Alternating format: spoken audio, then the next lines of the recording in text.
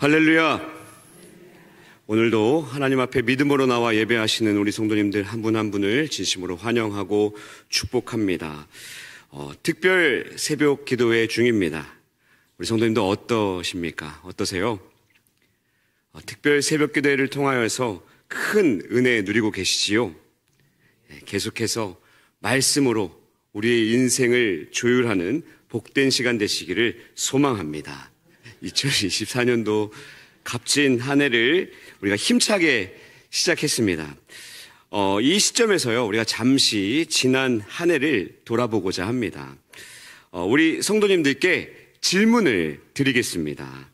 난 작년 한 해 2023년도에 하나님께 기도했더니 기도하는 대로 능력이 나타나고 간구했던 모든 것들이 다 이루어졌다.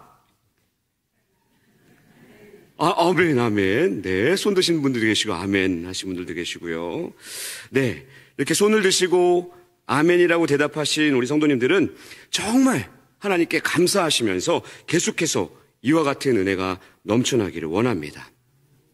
아니면, 난 그럭저럭 신앙생활은 잘했지만, 여전히 삶의 환경 가운데 넘어지고, 세상적인 모습이 더 짙은 한 해였다.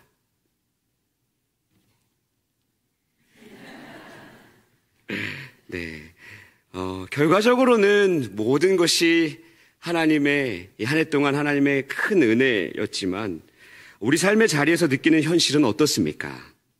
많은 분들이 후자에 더 공감할 것 같습니다. 그리 만만하지 않았을 것입니다. 신앙생활 하면서 기도하지만 해결된 문제보다 낙심하고 시험에 빠지는 일들이 여전히 우리 가운데 발생합니다.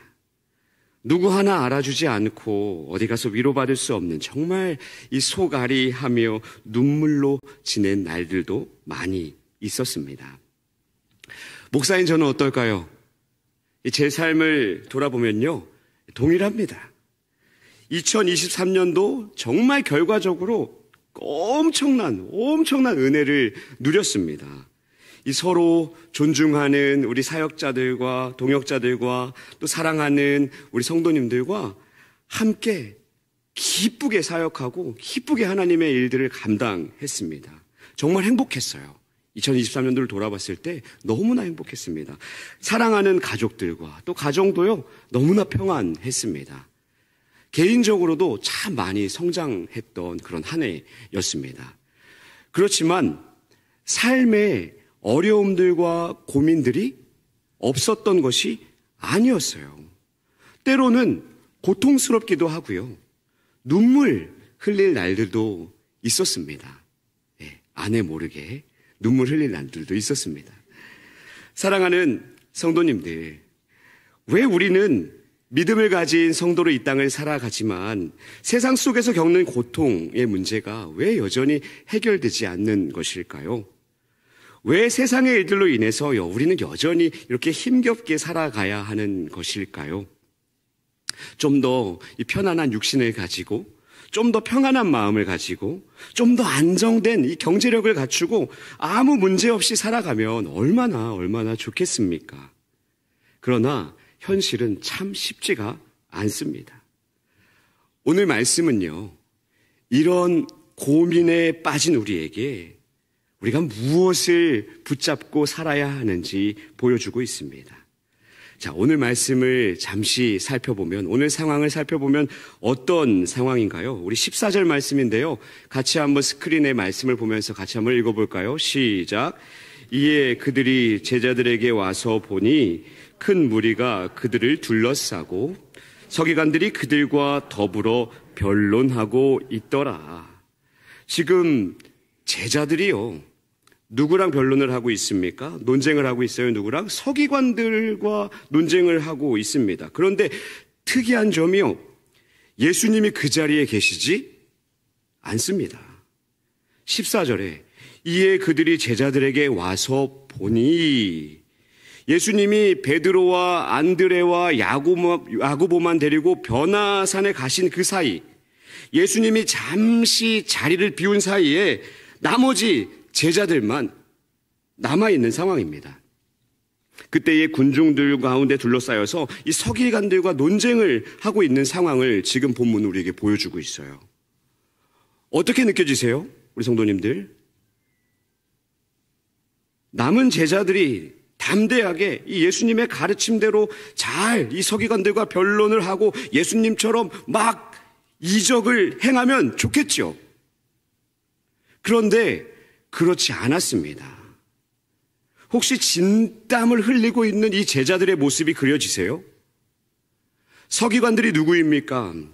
율법에 아주 정통한 사람들이에요. 율법에 대해서 해박한 지식을 가지고 있는 사람들입니다. 그러니 말은 또 얼마나 잘하겠어요. 제가 잘하는 말인데 말만 이만기네. 얼마나 말을 잘하는 사람이겠습니까? 그런 저들과 그동안 누가 상대를 하셨습니까? 지금까지 예수님이 상대하셨습니다. 아무리 서기관들이라고 해도 예수님을 당해낼 수가 없지요. 그런데 지금 예수님이 자리에 없는 사이 서기관들 입장에서는 완전 절호의 찬스입니다. 야, 드디어 너희들만 있구나. 오늘 딱 걸렸어. 너희들 잘 걸렸어. 제자들에게 폭격기처럼 쏟아붓고 있는 상황입니다.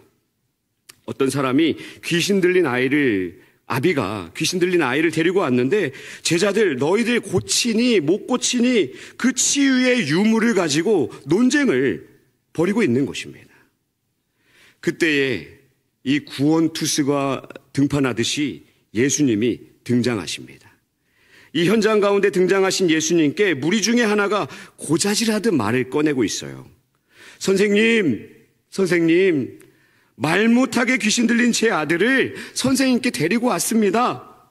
상태가 보통 심각한 것이 아닙니다. 그래서 선생님이 안 계시길래 제자들에게 고쳐달라고 했는데 저들은 고치지 못하더군요. 사랑하는 대광의 성도님들, 왜 지금 이와 같은 논쟁이 벌어지고 있는 것일까요? 사람들의 관심과 시선이 오직 치유에만 머물러 있기 때문입니다. 당시 사람들이요, 예수님에 대해서 잘 알았습니다. 아, 예수님, 그래, 병도 고치시고 귀신도 내쫓으시는, 그래, 복음, 하늘나라의 복음, 새로운 그런 가르침을 전하는 사람이지. 맞습니다. 예수님 그런 분이세요. 그런데 문제는요, 사람들의 관심과 시선이 오직 이 한 가지, 이 치유에만 머물러 있는 것이 심각한 문제입니다. 예수님 그 자체를 신뢰하지 못하고 어떤 일어나는 기적에만, 당장 드러나는 현실에만 집중하고 있다라는 사실입니다. 그러니 치유하지 못한 제자들은 비난과 논쟁의 대상이 되는 것이지요. 우리의 모습도 한번 돌아봤으면 좋겠습니다. 우리도 이와 같은 모습일 때가 있지 않습니까? 막연하게 예수님을 믿으면 당장에 무엇이 나타날 것만 같은, 잘 되고 복받을 것만 같은, 문제가 해결될 것만 같은, 그러나 우리의 현실은 변하지 않을 때가 더 많은 것처럼 느껴집니다. 그래서 어떤 분들은요, 이 변하지 않는 상황과 이 환경 가운데 크게 실족하고 믿음을 떠나기도 합니다. 관심과 시선이 어디에 머물러 있기 때문이죠? 나의 유익과 나의 충족에만 머물러 있기 때문이죠. 우리 모든 인생의 연약한 부분일 것입니다. 이제 예수님이 그 자리에 등장하실 때에 사람들의 기대가 느껴집니다. 온 무리가 예수님을 보고 달려와서 문안을 하는 거예요. 야, 이제 예수님이 오셨으니까 우리가 고치지 못한 아이를 고쳐주시겠지? 그래, 제자들과는 다를 거야. 선생은 다를 거야. 제자들과 무리 가운데 기대감이 더 커지고 있었겠지요. 한편으로 이 서기관들은 어땠을까요? 서기관들, 예수님의 등장이 결코 달갑지 않았을 것입니다. 어떻게든 정죄하기 위해서 제자들에게 했던 것처럼 꼬투리를 잡으려고 혈안이 되어 있었을 것이 분명합니다. 지금까지 저들의 행보가 그랬어요. 자신들의 기득권을 위협하는 예수님은 제거 대상 1순위였기 때문입니다. 어떻게든 빌미를 만들어서 예수님은 죽여야 했으니까요. 그때에 예수님이 그 자리에 있는 모든 사람들에게 강한 어조로 말씀하십니다. 우리 19절 말씀입니다. 같이 한번 읽어볼까요? 시작. 대답하여 이르시되 믿음이 없는 세대여, 내가 얼마나 너희와 함께 있으며 얼마나 너희에게 참으리요. 그를 내게로 데려오라 하시매. 무엇을 꾸짖고 계신 것일까요? 저들의 불신앙적 태도와 믿음 없음에 대해서 말씀하고 계십니다. 누구 한 사람에게만 국한된 것이 아니라 서기관도, 귀신 들린 아이의 아버지에게도, 심지어 제자들까지도 다 이 말씀이 포함되는 것입니다.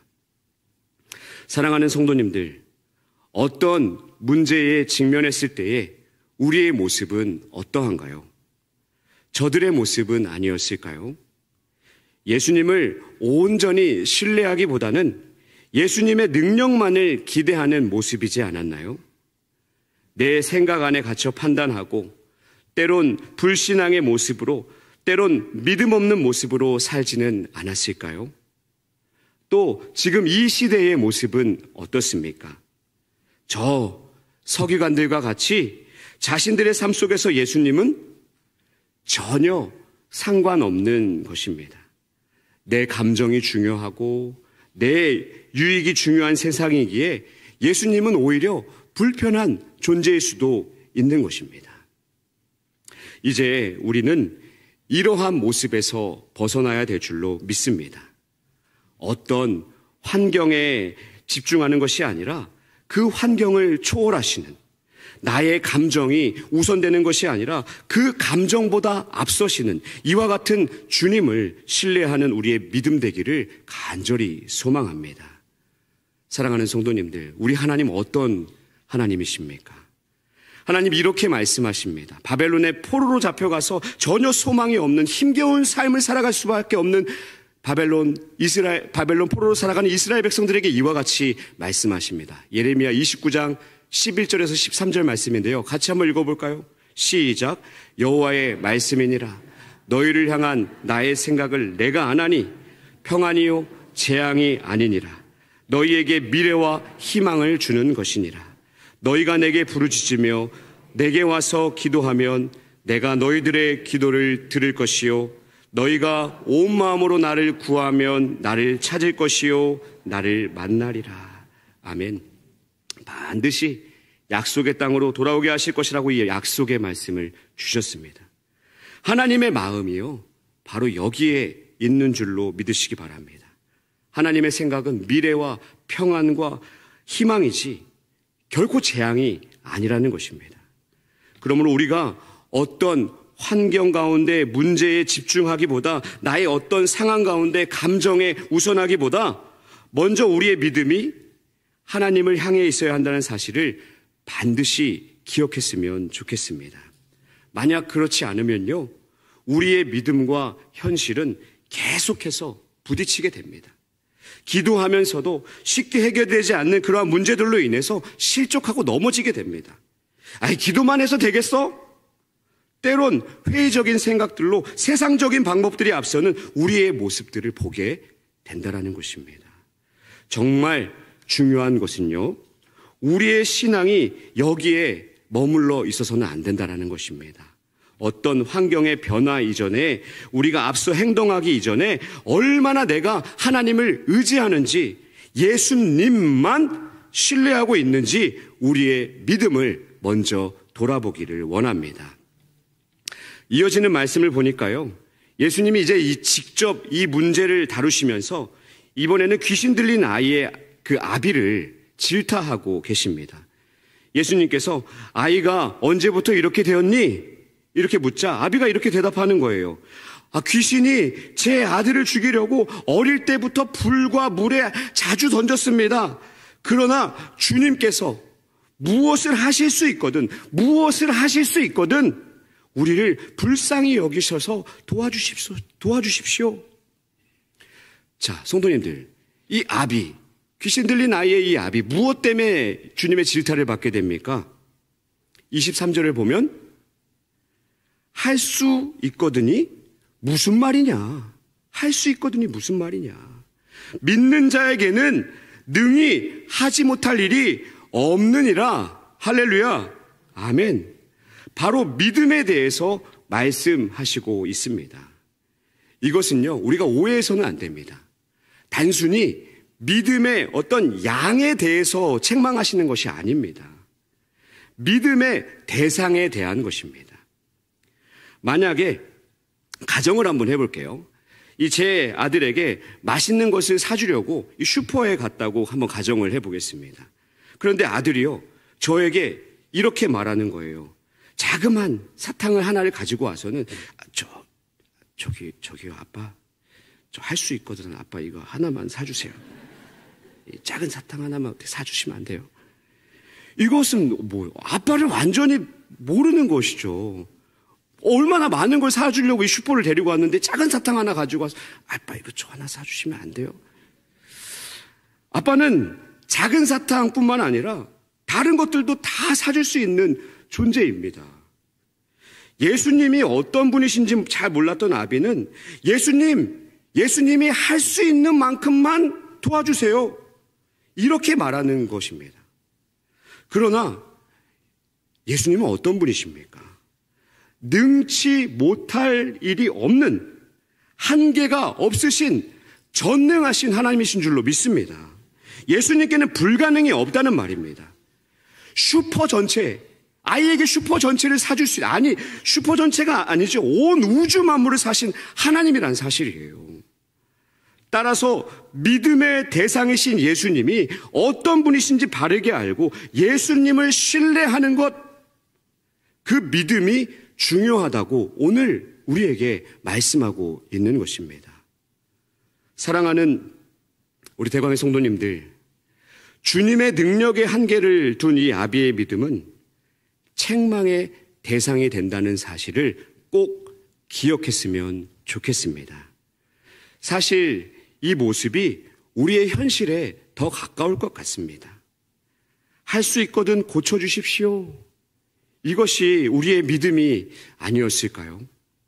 왜곡된 이성으로 하나님의 능력을 제한하고 주님보다 우리의 논리가 앞서고 우리의 소견대로 행동하고 믿음보다 냉소적이고 이기적인 모습들이 마치 저 아비의 모습과 다르지 않았다라는 것입니다.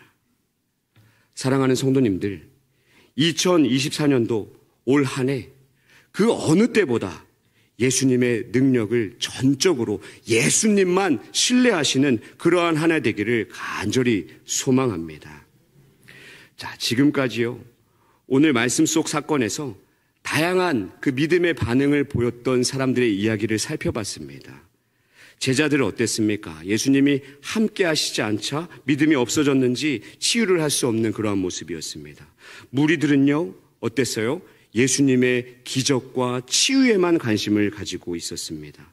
서기관들, 예수님을 전혀 믿지 않고 자신의 유익만을 바라보았고, 귀신 들린 그 아이의 아비도 예수님 할 수 있는 만큼 도와주세요 라며 예수님의 능력을 한계 짓는 모습을 보았습니다. 자, 그렇다면 이처럼 믿음이 없는 모습이 아닌 예수님이 말씀하시는 참된 믿음을 우리가 어떻게 가질 수 있을까요? 어떻게 올 한 해 이 2024년도를 시작하면서 정말 예수님만 신뢰하는 그러한 한 해를 우리가 살아갈 수 있을까요?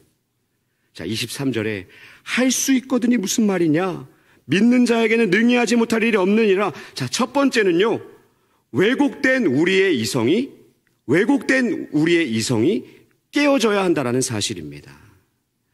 주님의 능력을 제한하는, 나의 기준에서 믿음을 판단하는 이와 같은 우리의 연약함이 성령의 도우심 가운데 반드시 깨어져야 한다는 것입니다.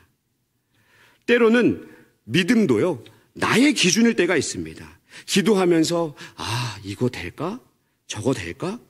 나의 믿음으로 판단할 때가 있습니다. 우리 이준희 목사님이요, 작년에 이 설교 언제 하셨는지 모르겠는데 설교했던 내용 중에 참 아직도 기억에 남는 말이 있습니다. 기도하면서 이것은 될 것 같은데? 라고 생각하면 그것은 반드시 안 된다라는 거예요. 얼마나 겸손한 고백입니까? 이 믿음이 나의 기준에 있지 아니하고 예수님 자체에 믿음을 두어야 한다라는 것을 깨닫게 됩니다. 따라서 우리는 이러한 믿음을 달라고 예수님 자체에 믿음을 줄 수 있도록 기도해야 합니다. 이 또한 성령 하나님께서 빛을 비춰주실 때에 가능한 것인 줄로 믿습니다. 올 한 해 기도하실 때요, 성령님, 성령 하나님, 나의 왜곡된 이성을 깨뜨려 주십시오. 예수님 자체의 기준을 두겠습니다.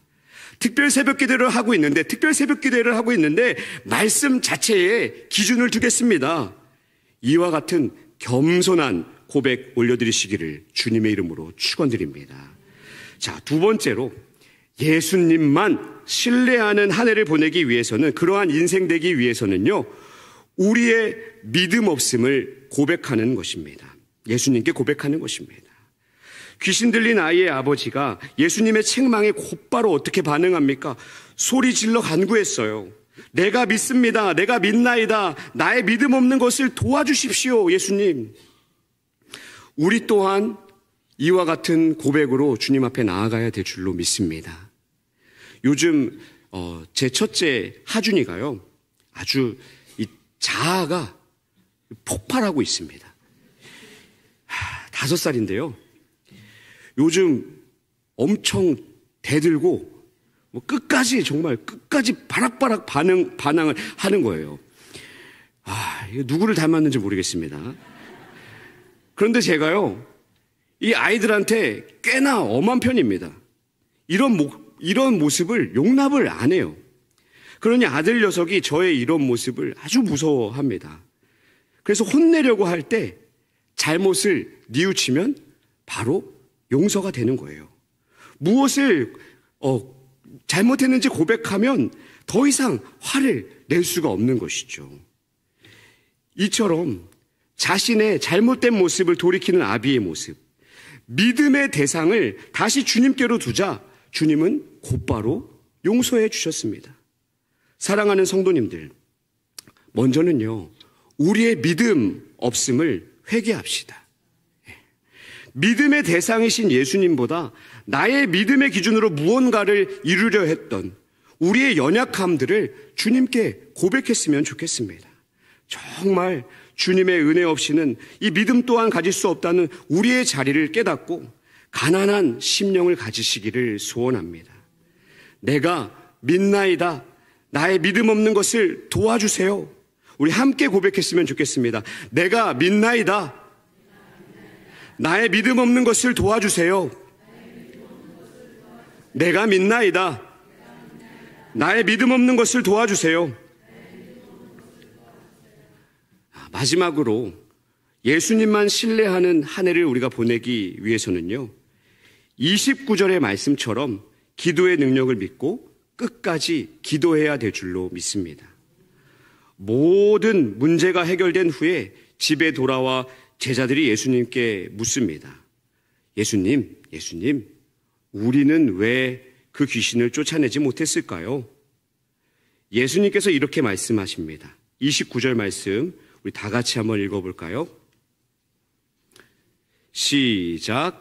이르시되 기도 외에 다른 것으로는 이런 종류가 나갈 수 없느니라 하시니라. 아멘. 우리는 하나님의 말씀을 100% 하나님의 말씀으로 믿는 사람들입니다. 말씀 속에 얼마나 많은 기도의 능력과 역사들이 나타나고 있습니까? 믿음의 선진들의 기도에 응답하셨던 하나님은요, 지금도 우리의 기도를 들으시고 역사하고 계시는 줄로 믿습니다. 도무지 해결될 것 같지 않은 일들이 기도를 통해서 해결되어지는 놀라운 역사가 올 한 해에 우리 삶에, 우리 가정에, 우리 대강교회 가운데 일어나게 될 줄로 믿습니다. 기도는요, 믿음의 대상이신 예수님과 소통하는 것입니다. 어떤 소통입니까? 이것 또한 마찬가지예요.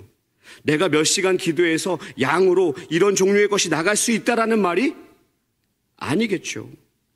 예수님을 끝까지 의지하지 않고서는 아무것도 할 수 없다. 이러한 말입니다.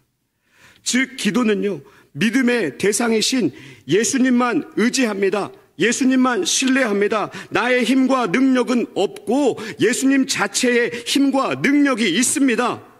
이와 같은 고백인 줄로 믿습니다. 사랑하는 성도님들, 이제 2024년도가 시작되었습니다. 우리 가운데 올 한 해 어떤 일들이 기다리고 있을지 모릅니다. 경제, 가정, 환경, 개인의 이슈, 우리가 어떤 움직임을 취해야 할지 불안한 상황 가운데 놓인 분들도 분명히 계실 것입니다.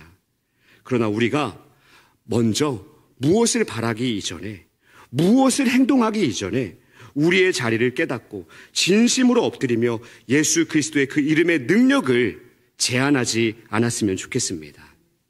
올 한 해 예수님만 신뢰하며 끝까지 인내하며 간절히 기도하는 저와 우리 성도님들 되시기를 간절히 소망합니다.